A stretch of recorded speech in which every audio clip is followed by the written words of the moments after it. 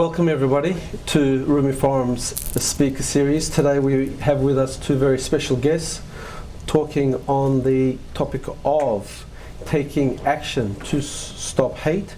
We have with us Farah Pandith, Special Representative to Muslim Communities, and Hannah Rosenthal, Special Envoy to monitor and combat anti-Semitism. Farah Pandith was appointed Special Representative to Muslim Communities in June 2009. Her office is responsible for executing Secretary Clinton's vision for engagement with Muslims around the world on a people-to-people and organizational level. She reports directly to the Secretary of State. Hannah Rosenthal was sworn in as Special Envoy to monitor and combat anti-Semitism on November 23, 2009, sparked by the work and experience of her father, a rabbi and Holocaust survivor, and her own experience studying to become a rabbi. Hannah Rosenthal has led a life marked by activism and a passion for social justice, and I welcome them both again. Thank you very much for coming to the Rumi Forum. It's great to be here. And if I may start with Farah. Well, first of all, thank you very much for hosting us. We've been really looking forward to having a chance to have a conversation about this campaign, and we're going to get into the campaign in a minute. But what we thought would be helpful is that if you all understood the jobs we've been asked to do, and because we have very different jobs that were originated in very different ways. My job is to engage with Muslims on the ground around the world with our embassies, and this is a position that was created for the first time in American history right after President Obama gave his historic speech in Cairo. So I started this job in June of '09. And it was an opportunity for us to be more creative about and innovative about how we're thinking about how we want to build long-term relationships with 1/4 of humanity. The work that I do, I am very much focused on community-to-community development, but I'm also very focused on the generation under the age of 30, because when we think about the fact that there are 1.6 billion Muslims in the world, most of those Muslims are under the age of 30, it is very important that we think about long-term relationships and places in which we can work on things together. So where are areas of common interest? As President Obama has talked about certainly in the Cairo speech, building relationships based on mutual interest and mutual respect is the platform from which we're moving forward.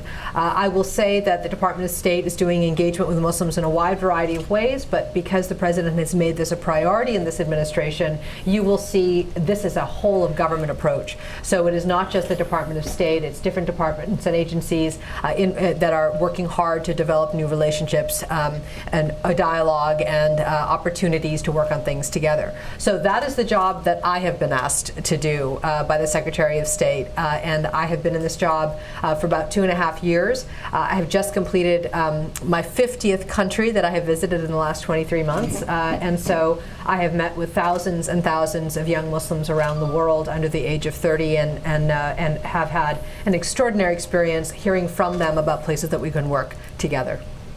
Well, I have a very different job. My job was created by Congress, and it pretty much tells me what I'm supposed to do. I'm supposed to monitor what's going on all over the world in 193 countries. That's a tall order. And report to Congress and the administration what I'm seeing, what I'm observing, and what I'm feeling about anti-Semitism in those countries.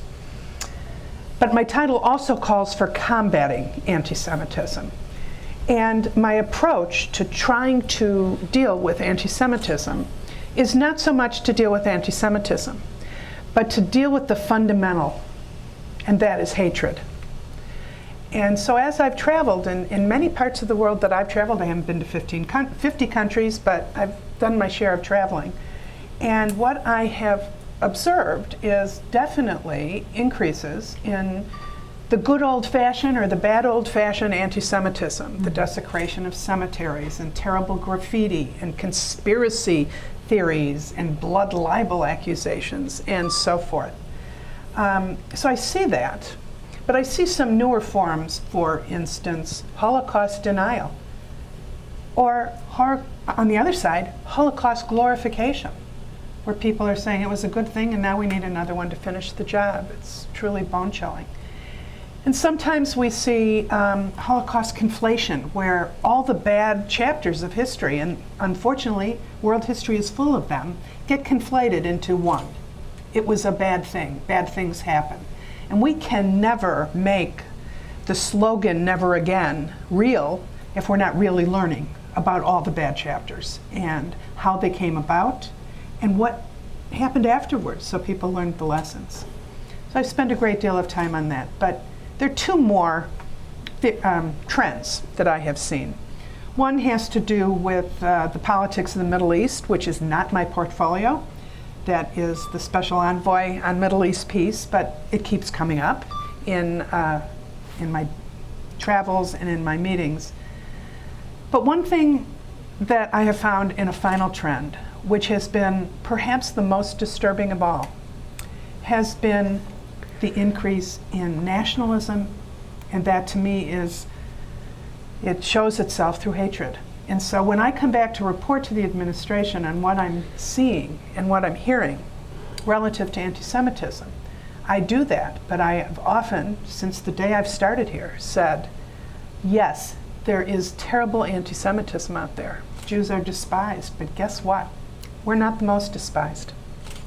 And what I have seen with increased hatred of Muslims has been a huge focus of my job, because I believe hate is hate.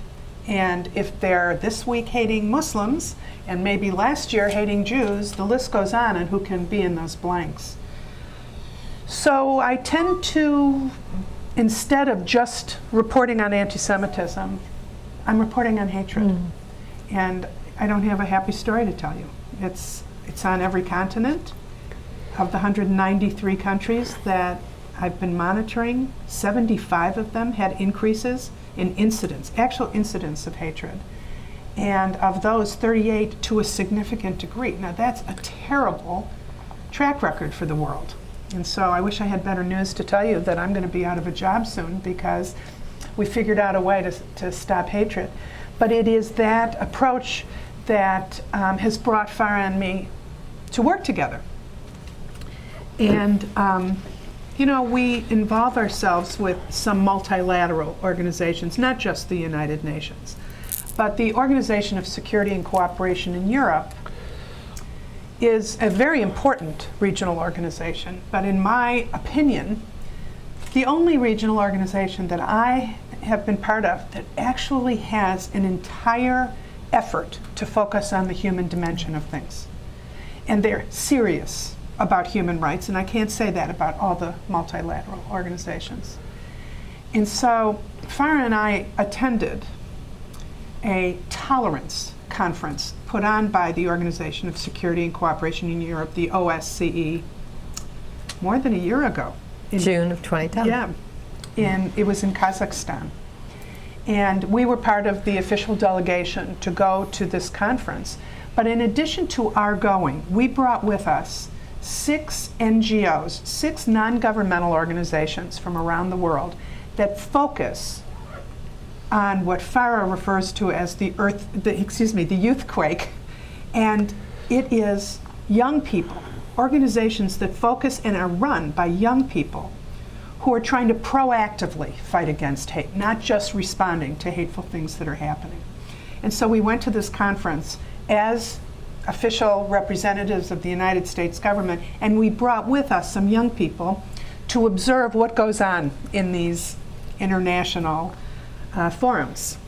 And it was the kind of thing where, I mean, you've all seen the images of the different flags and the different names of countries, and when it's your turn, you stand up and you give your presentation. What Hannah and I decided to do, it was very spontaneous actually, is to really think very much about the messenger, who's delivering the message on a particular issue. And as Hannah said, hate is hate no matter who the target is. And we feel that very deeply, from my experience on the ground, Hannah from her experience on the ground. And so what we decided to do was The night before, as we were preparing for the delegate speeches for the United States, we decided to do something unprecedented, which is we switched roles so that we reframed our opportunity to present. And when they called on the United States to take the seat and speak about what they called Islamophobia, I didn't stand up. Hannah stood up, sat in the American seat, and spoke as the envoy to combat and monitor anti-Semitism. She gave the American opinion and statement and ended with a paragraph that said, hate is hate no matter who the victim is. When they talked, they asked for the American statement on anti-Semitism. I stood up, took a seat in the American spot, and read a statement and had the same paragraph that Hannah ended with, hate is hate no matter who the target is. So it was very powerful. It was very powerful to do in a very formal setting. Obviously, it got a lot of attention, but more importantly, for us, it got attention from civil society, not just the groups that we brought to the table in Kazakhstan, but also from their colleagues and others who said to us, you did something really amazing. What are you going to do now? Which is really was good. It was good that they asked that question. And they also said, what are you going to do to help us do something? Mm-hmm. That's nice, having diplomats sit around a table and talk to each other. And there is a place for that, and it's very important. But the young people were a little more action-oriented.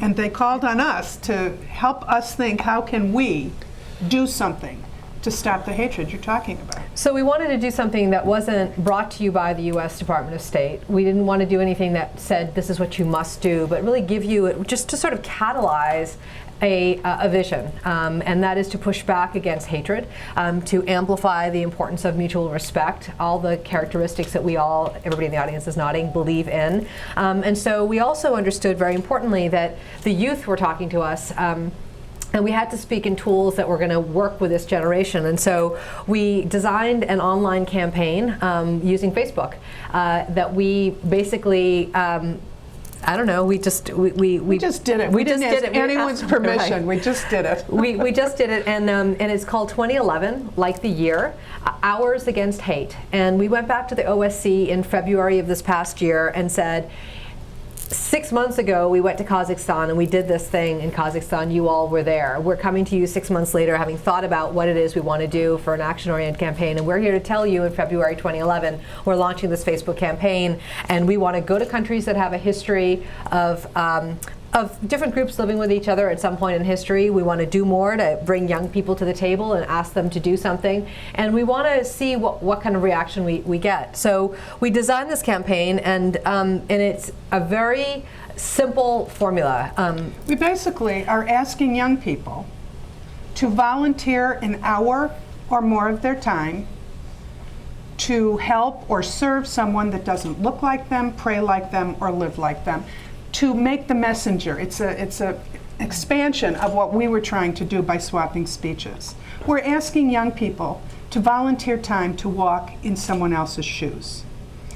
And frankly, we thought that at the end of this year, if we had 2011 hours pledged, that would be great, and we'd have stories to tell, and it's all through technology that maybe some of you understand. I certainly don't.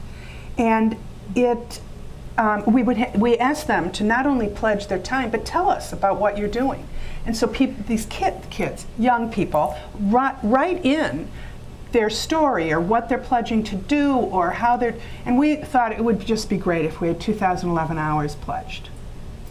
And now it's the middle of November, and we're at 16,000 hours pledged. And that's nothing, because when we went to Cordoba, Spain, which is a symbol, and the president in his Cairo speech mentioned it. It is the place where Muslims and Jews and Christians not only coexisted but thrived and worked together and, developed philosophy and medicine and a lot of things that changed the world together, but not so much today. That was in the history. And so we went to, for example, Cordoba, and the mayor said, I'm taking this on, it's going to be my initiative, and I'm quite sure he and all the things he's doing in Spain are not logging on and promising their hours. The same would go for the thousands of young people that we've seen. Farah and I have very different jobs, but we have figured out a way to fit in some travel together. And we've been to Spain and Turkey and Azerbaijan and Jordan and Lebanon, and I went to Saudi Arabia. Unfortunately, we couldn't do that together, which is a whole other story. And in all of these places, we met with people, young people, by the thousands, in town hall meetings and small group meetings, all of which got it immediately. Absolutely understood that the danger of tomorrow is that we put blinders on and we only live in a very small existence. It's the new definition of globalization. And so young people all over the world are signing on to this webpage, which you should look at, Facebook/2011 Hours Against Hate, and see what kind of things are happening all over the world. It's been far more successful and far more potent than we ever would have guessed. And why? Because it's simple. And it's not trying to set up a hierarchy of oppression and victimhood. It's saying, fundamentally, it's all of our responsibility to fight hatred. And thankfully, there are young people all over the world that are doing it. So as depressing as some of the news may be, we're here to tell you that giving young people a very simple thing to do, which helps build relationships, is the way to go. And we're in the relationship building business at the State Department. So sometimes we don't do it. We do it in a different way than young people who, their idealism and the simplicity of fighting hatred can move the needle more than we can. So before we open it up for questions and answers, one last piece. We talked about the fact that the civil society groups that were with us in Kazakhstan helped to inspire us to do this. And I will say that I think it's very fair that in all the conversations we've had all over the world with people who obviously get this campaign and why it's important, what has been so present to all of us is that the importance of the coalition building across different divides has made all the difference in the world. And it's a simple thing to do to catalyze a campaign on Facebook. It's very different experience when you talk to people and have them tell their stories about what it is and why they did things. For example, we met with a group of folks in Beirut who were really excited about this. They actually pledged 590 hours of time. They sent us a YouTube video of the Maronites going to the Muslims going to the Jews. I mean, it was a really powerful campaign that they undertook in Lebanon. But taking the time to find out how you can volunteer your time is part of the lesson as well. To say, okay, I want to do something different from me, but where would I go? What would I do? That's an exercise in and of itself. There was a woman who pledged time on Facebook who said, look, I know nothing about Islam, and I'm going to pledge X amount of hours to actually learn about this religion. And so people have done this in a wide variety of ways. They've gone into community centers, they've done education programs, they've done school events. It doesn't matter how you do this. It is the fact that you're taking a step forward to say we're not going to live in a place that is framed by bigotry and prejudice and hatred. We are actually stepping forward into a future where we want our peers and others to understand how important it is to treat somebody with equal respect and to do more as a society to speak out against those who would use hatred as a way to communicate. With that, we would love to get questions from all of you in terms of the campaign and what we've seen and ideas that you might have. If I may start with the first question, in regards to, would you like some water? In regards to coming up on both your third years in your current position, I'm sure you've come across stories, both good and bad. Of those, what have motivated you, and they could be bad, you've said these things we need to work harder to overcome, or positive things that have motivated you in terms of encouraging both yourself and others? Any stories you'd like to share, either good or bad, that have motivated? Well, unfortunately, because my job is monitoring bad stuff, I lose a lot of sleep. But I will tell you, as I tell my children who always say, Mom, aren't you just getting depressed doing this? And I say, no, I'm not getting depressed because I get to do something about it. And it is that action. And because I feel so lucky that not only do I get to do something about it, but I have the power of the US government behind me when I'm doing it, which is wonderful. Our government stands behind this project we're doing. The Secretary has, included the 2011 Hours Against Hate in her speeches, in her focus, and knowing that the President and the Secretary value this kind of innovative way to talk to young people and get them involved is the good news. It is the good news in the face of sometimes seeing pretty hateful sentiments. So I guess I would answer that question in a couple of different ways. I mean, I have obviously have dozens of experiences of talking to young people who have really terrible things to say about what's happening around in their communities. I mean, I can think about a conversation I had in Sarajevo with a group of Christians and Muslims in a roundtable with youth who were really had about enough of their parents' generation, who were underscoring a very different and very bad philosophy about their future. And the kids were saying to me, we don't want to live in the past, we want to live in the future. All of us have been affected by what happened in our country. There's not a family here that has not lost somebody. We all feel the pain, but we want to go forward. And we're in a situation where, one kid was talking to me about the fact that they were having coffee with their friend who was of a different religion, and the mother had seen them at the coffee shop and had said, I saw you with this person, how can you still, how can you have coffee? And the student said to me, but it's this is my friend, and this is my future, and this is what I want to do. And so I have dozens of stories like that of young people who've said, I know the legacy and the pain that have come before us, but I'm looking at the future, and in order for me to get to that next step, I have to make that step boldly. And so that inspires me to sort of do more and to think, okay, how can we help these young people who want the support to be able to do that? I also know very clearly that it isn't just government that can actually tell this story. It is very important that civil society be able to undertake the principles that we are talking about, pluralism and mutual respect. And so how do we think about the role of civil society? And certainly Secretary Clinton has talked so much about citizen diplomacy and the role of NGOs and the role of civic activists and how important it is for us to listen to them.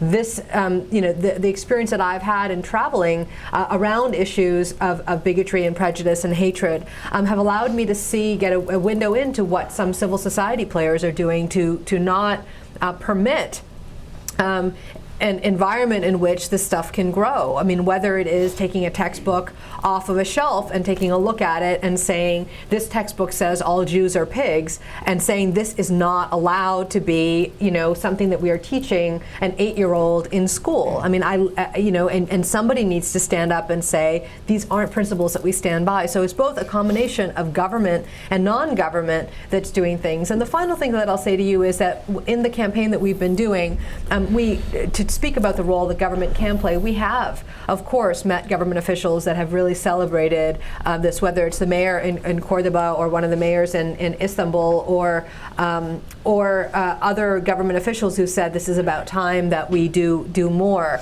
I think it speaks to the clarity of the issue and the importance of the issue, and we have found a very positive response. There is a lot of work to be done. This is one small drop in a very large sea of things that we must do. But we cannot, I think it is, you've gotten a little bit of a light in terms of who Hannah is, and I hope that on me too. We cannot sit by and not do anything when in the context of our jobs we are seeing an increase of hate language around the world. And it is appalling that in 2011 we are still having this conversation. And one last question from myself, taking advantage of being the moderator. What are the issues in regards to hate in the United States? Where are we 50 or 60 years on from the Holocaust? And particularly the message in terms of my engagement with people say it's really kind of a rite of passage for new communities to become American, have to go through this rigmarole. Irish Catholics did, Italians did, Jews did, Asians did, etc., etc. And now the Muslims have to, and this is part of becoming America. How true is this? Is it necessary? Well, first of all, Farah and I sit at the foreign policy table. We work for the State Department, so the 193 countries we monitor, the United States isn't one of them. So, ironically, it's hard for me to answer that question. The FBI, publishes its crime statistics every year. And hate crimes are a problem in this country, but they're not what the media would have you think it is. Because in this country, we have a culture of coalition building that Farah was talking about before. That culture really has not existed anywhere that I've gone. Excuse me. And so, for instance, after 9/11 happened, there was great concern about the pushback that was going to happen against Muslims, against people who people thought were Muslims even. And what immediately happened in communities around this country, immediately interreligious leadership started circling around to try and make sure that their neighbors who were Muslims, their community mosque, was safe. That isn't to say there's not bad stuff happening in this country, and we turn on the television and we see it all the time. But I think in the United States, we have institutions in place and rule of law in place. So when there are acts of hate crimes or discrimination, we have the tools and institutions in place to do something about it. So we are well ahead of what many other countries, particularly the emerging democracies in the world today, that we hope in 10, 20 years will have those institutions in place that we already do. I want to say one thing. The way you framed the question suggested that Muslims are new to America, and I just want to make it really clear that Muslims came to America at the beginning of this country. You know, when you look at the diversity of Muslims across our nation, certainly there are some new immigrants that happen to be Muslim, but it is very important that we look at American history accurately. And I think some of the problems that we have, whether it is we're talking about Muslims or any other faith group or religious group, or ethnic group or whatever, getting your data right means a lot because a lot of folks don't have the knowledge base. They don't know what it is in terms of American history vis-a-vis faith, freedom of expression, all of these kinds of things. And when you look back at the presidents of the United States, starting with the founding fathers and what they have said about the importance of diversity in our country, the right for everybody to practice their religion, and interestingly, the many presidents, the dozens of presidents that we have had that have spoken very specifically about Muslims in our nation. This is not just a flavor of the month. This is something that presidents going far back in our nation's history have talked about. So whether you are a descendant of the slaves and you're Muslim in this country, or you're somebody who immigrated in the 1950s or 60s to this country, or you're somebody who arrived yesterday to this country, as a Muslim, you will see a very robust and very diverse group of communities across the United States living side by side, as we do in America, with people of different faiths and ethnicities. And I suspect the message here, in particular what you just mentioned, Farah, is that people are ignorant, people don't know, therefore there's misconceptions, etc. So that's a role that both yourselves and that we try to... Counter to what the media tried to make this Terry Jones in Florida, who announces he's going to burn a Quran. It became an international phenomenon. The guy had 30 followers. And when he went to Detroit to make a stand and have his 15 minutes of fame, the community shouted him down. The people did not want to hear it. They didn't want him in their midst. The religious leadership, the business leadership, the labor leadership, academia, all came forward and said, "Not in my country. That is un-American." And so while the media made him some kind of huge phenomenon, in fact, he was a very small man with a very small mind trying to make a big splash that people around him wouldn't allow.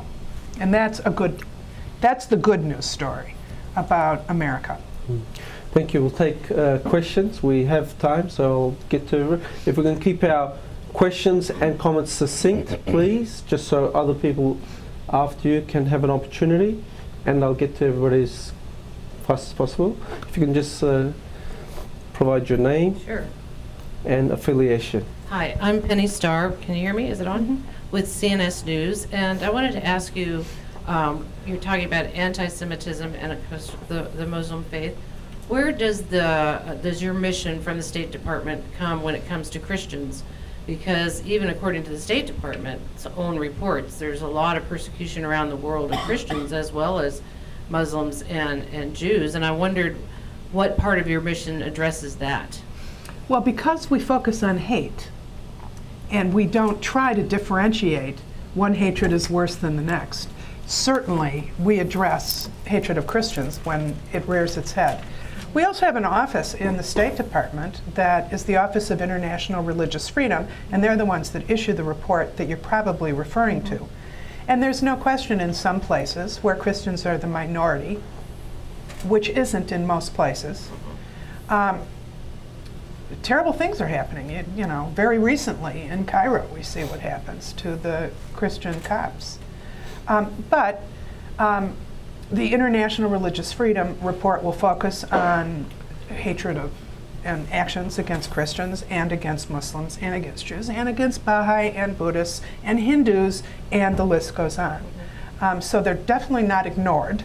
The reality is that in this country, where Christians are the majority, and policymakers and people who are questioning what's going on in the world are majority Christian, there was a decision made, and I think a smart one, because of history and because of demographics, that there needed to be some focus, that when we're exploring international religious freedom, unless someone is tasked with making sure Jews are included in that analysis, it probably won't happen.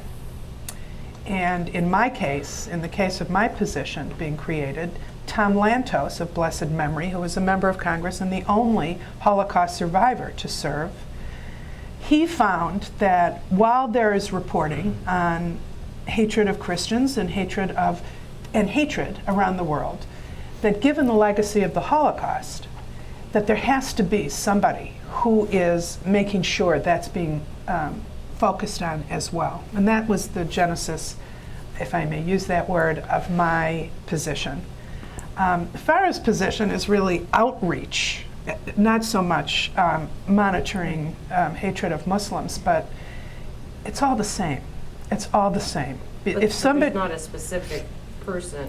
There's an entire office, office of people who are working on the report that you're talking about, which we are the only country in the world that has that kind of report. And it's really quite stunning to see that a country like the United States would go around the world and actually speak very clearly to a whole host of human rights issues around a wide range of issues, including religious freedom.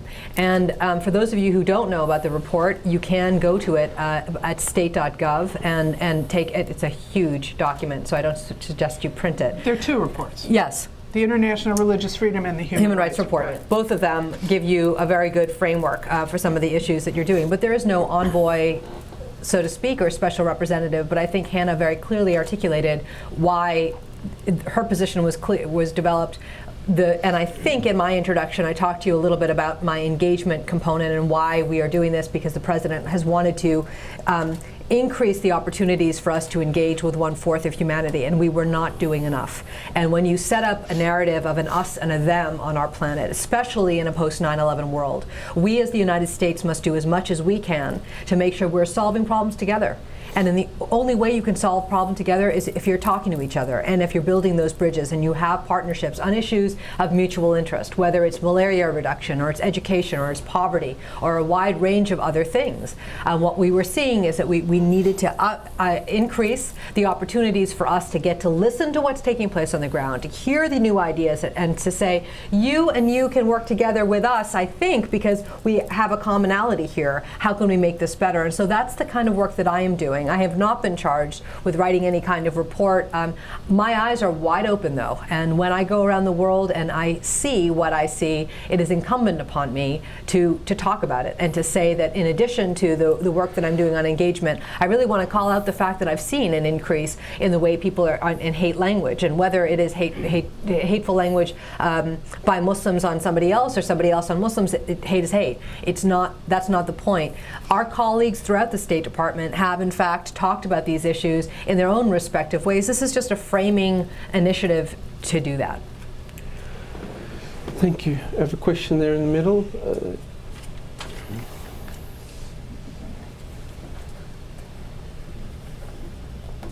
My name is Suleiman Wasti. I've just come back from Iraq on a UN mission.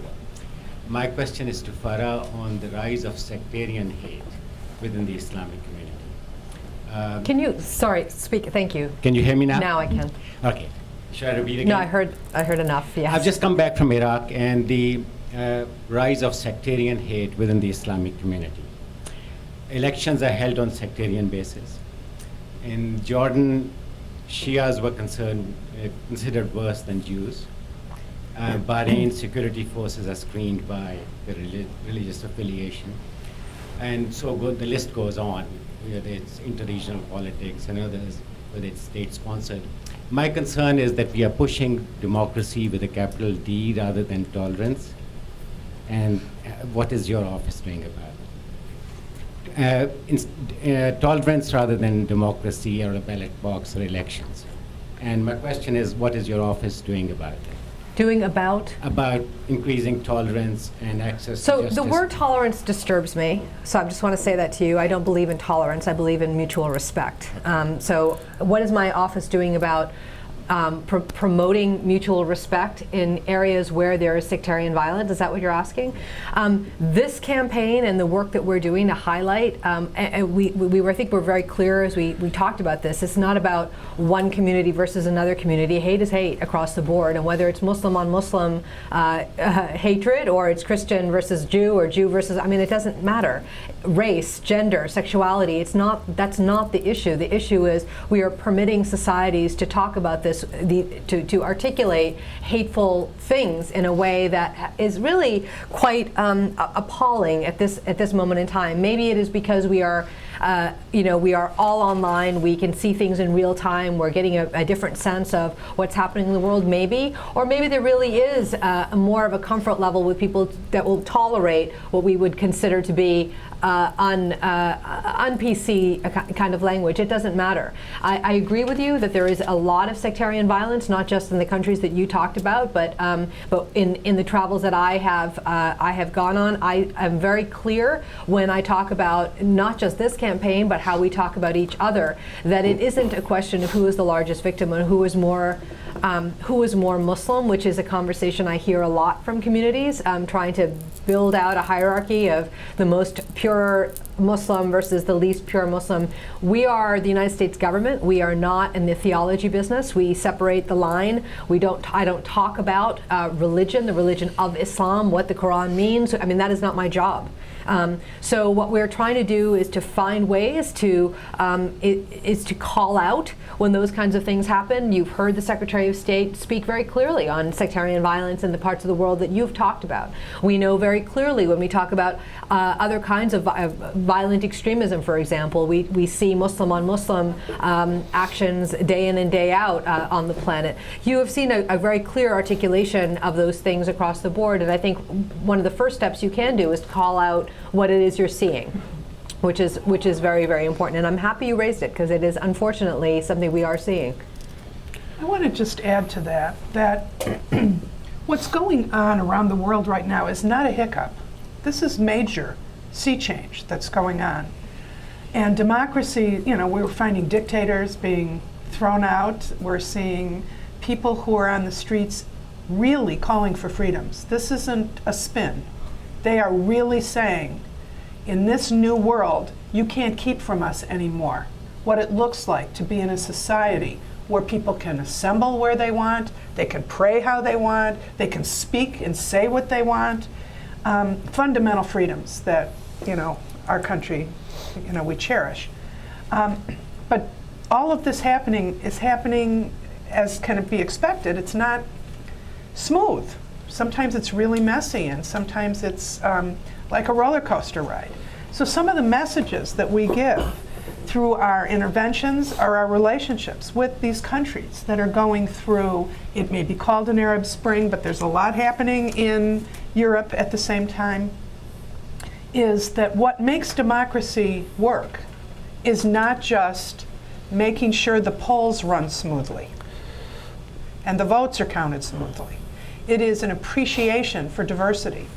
and an openness to that. And I think it's very consistently being said by our government at all levels, from the Secretary and the President to staff people and desk people who are communicating with a variety of countries. The diversity is what makes democracy work, and it's a pretty fundamental thing. We can be, we can see the violence breaking out in Cairo right now, even today. And we can be very disturbed. When there's a lot of upheaval and a lot of fear and people don't know what's going to be happening, people fall back on old things. And often what they fall back on are hatreds, old hatreds. Hatreds that have been used by people to unify others.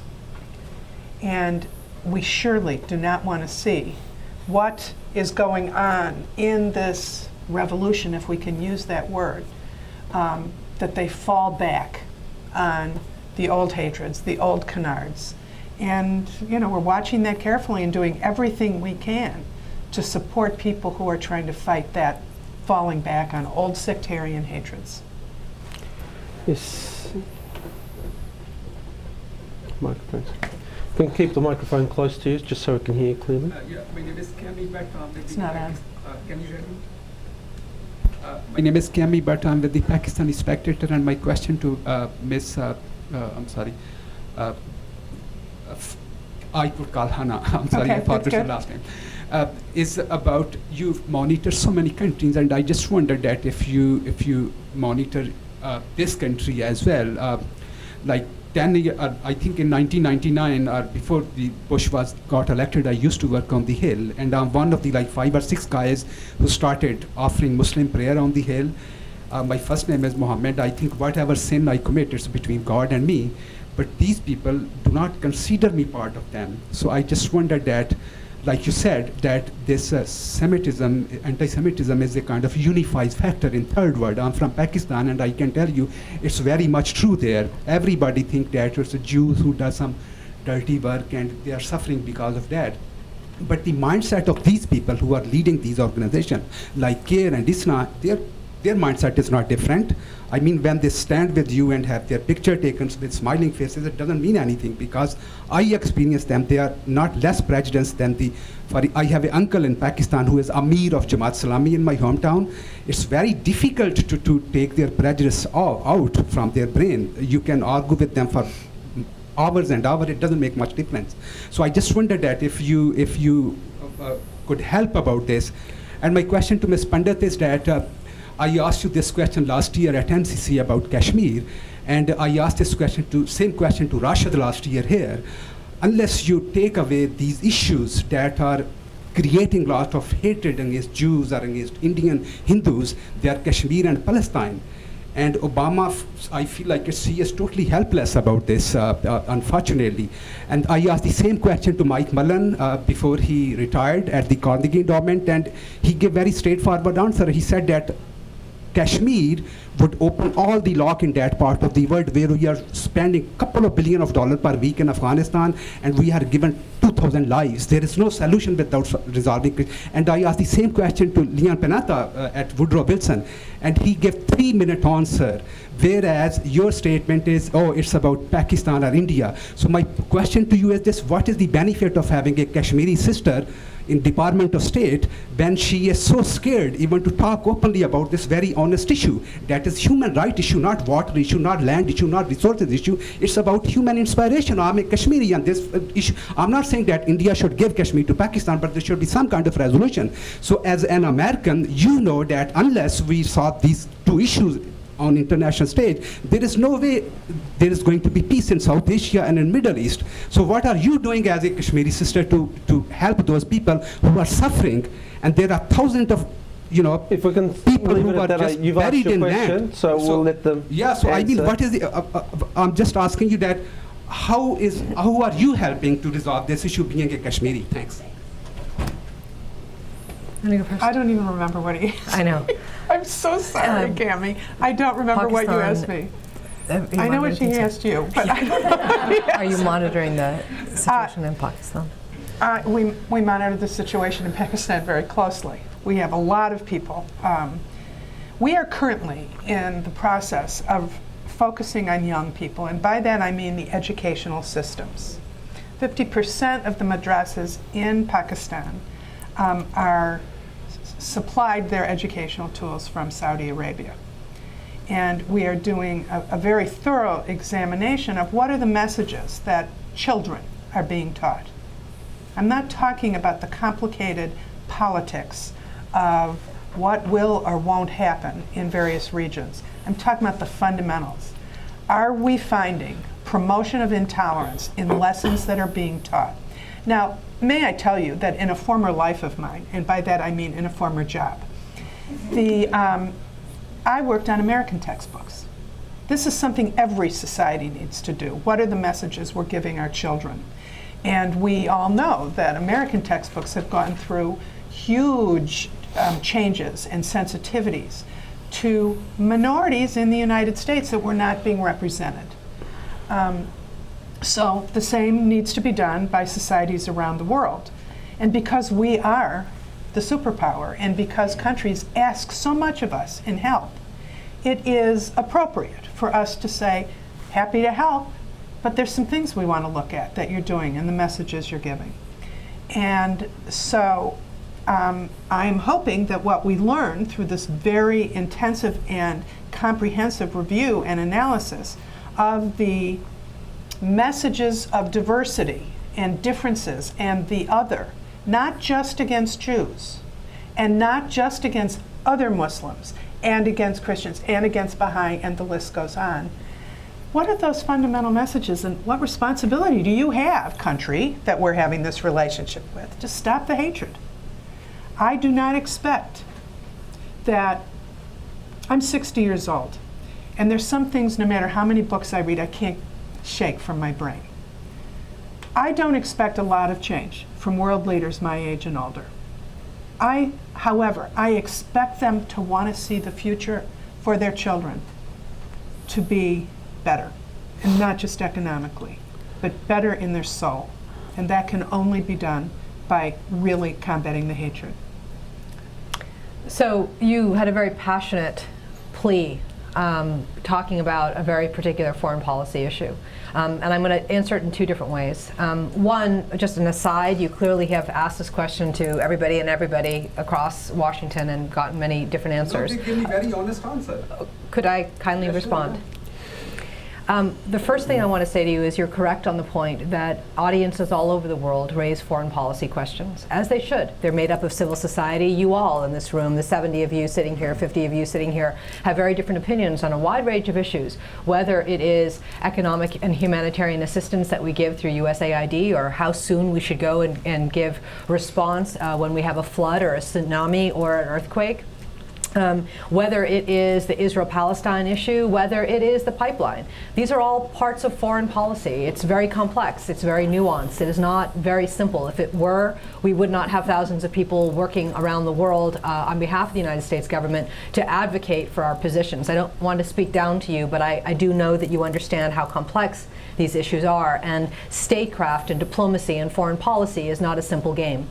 It is very, very carefully constructed so that we have different parts of the State Department working on issues. The same people can't work on the same things. Your taxpayer dollars does not pay for that kind of repetition. And certainly Congress at this moment in time is looking at every penny at USAID and every penny at the US Department of State to make sure there's no replication of mission, which is a very important thing. So I would say to you that yes, one, foreign policy is unbelievably important to audiences all over the world. I hear it all the time. But two, I disagree with you. You started your sentence by saying, unless X, Y, Z happens. I don't agree with you, sir. I do believe you can do two things at one time. Even if tomorrow the switch was turned on poverty and education and literacy and everything, we would have a whole other other set of things we have to work on the issues of human rights, on the issues of bilateral negotiations between countries on economic issues, and certainly on the issues that you brought up. Afghanistan, Pakistan, or Iraq, or anything in between.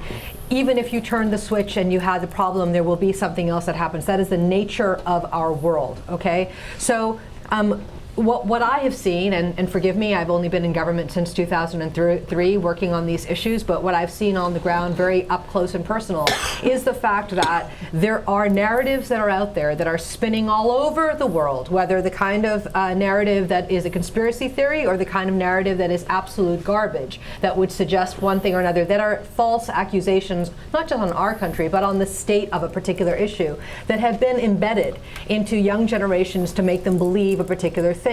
And we have not worked very well, all of us, to help educate a generation of young people to understand the issues surrounding a particular issue, not just reading the headlines, because then you are stereotypical and you understand things only in sound bites as opposed to understanding the depth of issues.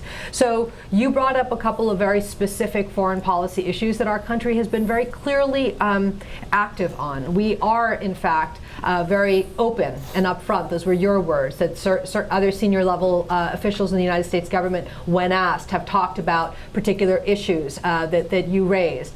I have a problem with your premise that somebody of a particular origin should only work on those origins. Our country, thank goodness, is unbelievably diverse, and I am so proud to work at the State Department where diversity is held high, and that I have colleagues from across the board, from different socioeconomic backgrounds, different races, and different heritages. It does not mean somebody who is whose family originally came from Cuba only works on Cuban issues.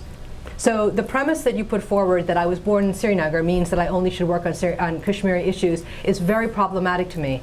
When I put my hand on the Quran and I swore an oath to serve my nation in front of Secretary Clinton when I took this job, I promised our nation that I would do the best job that I could to fulfill my mandate.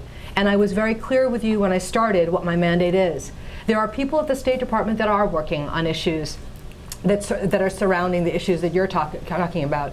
Whether you hear from Assistant Secretary Blake on the issues of Pakistan and India, or you hear from him on the issues of what's happening in Kashmir, or you talk to colleagues at DOD and other parts of the world that can speak to you, that isn't my mandate. I've been told what I am working on, and I certainly feel very happy to be doing that portfolio. So I appreciate you raising it, but I want to be very clear on why I'm answering the question the way I am.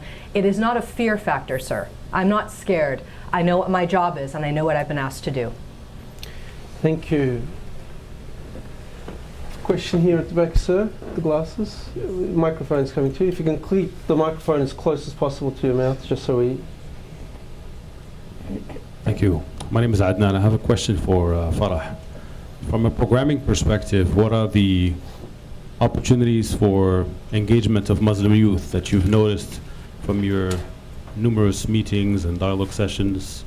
And what are the most promising and effective type of programs and activities that you see fit in the immediate future? Well, thank you for that really great question. There's something that the Secretary launched in 2011 called Generation Change, and if you go do a little bit of Googling, or you go to my Facebook page, or watch me on Twitter, I'll talk to you a little bit about this. And what we've done is we've really recognized that the generation under the age of 30 has something really powerful to say. Not only do they have something powerful to say, but obviously they're digital natives and they're connecting with each other in real ways. What we're really doing is going and working with our embassies to get to know who these young people are and picking out some really bright stars that are doing some really important stuff, whether they're social entrepreneurs or they're hip hop artists, or they're poets, or they're people that make up civil society that have constituencies in which their philosophy and their interaction make a difference. And we're connecting them to each other. So we are building chapters of Generation Changers around the world that have never met before. And that is one of the most powerful initiatives, I think, that is coming out. There are dozens of things the State Department is doing with generations under the age of 30. I mean, I could talk to you for a long time on work that our embassies are doing, but that's one very super cool, I think, opportunity for us, because it is people that we don't usually engage with. We really are talent scouting around the world and seeing who's doing what and bringing new voices to the table. If we are going to succeed in debunking the narrative of an us and a them, and doing as much as we can to listen to what this generation is saying, that means we have to amplify what it is that they're saying and recognize that their voice matters. So how are we listening to them, how are we moving them up, and how are we connecting them to each other is all part of Generation Change, that particular initiative. Mr. Aslan, Ziyabe.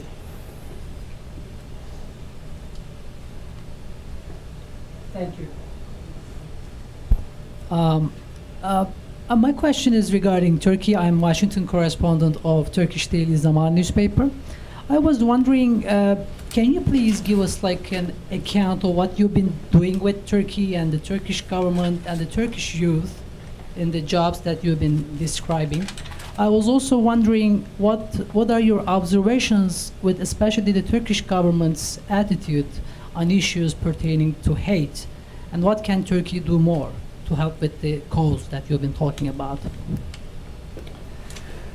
Well, I mentioned that Farah and I traveled to Turkey together on this 2011 Hours Against Hate campaign. We met with a huge town hall meeting at a university in Istanbul. I think so.